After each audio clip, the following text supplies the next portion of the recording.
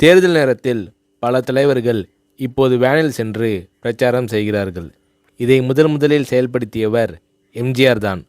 1962ஆம் ஆண்டு தேர்தலில்தான் எம்ஜிஆர் வேனில் முறையாக சென்று பிரச்சாரம் செய்தார்.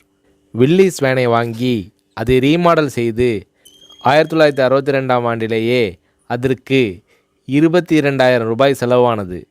டிரைவருக்கு அருகே 3 பேர் உட்காரும் இருக்கைகள் இருக்கும். அதை அடுத்து வட்டமாக மரத்தில் ஒரு மேடை அமைக்கப்பட்டிருக்கும். அந்த மரத்திலான மேடை மேல் பெரிய ஸ்டூல் போட்டிருக்கும். அதன் மேல்தான் எம்ஜிஆர் அவர்கள் நின்று கொண்டு பேசுவார். நல்ல உயரத்தில் இருப்பதால் பொதுமக்கள் எம்ஜிஆர் அவர்களை நன்கு பார்க்க முடியும்.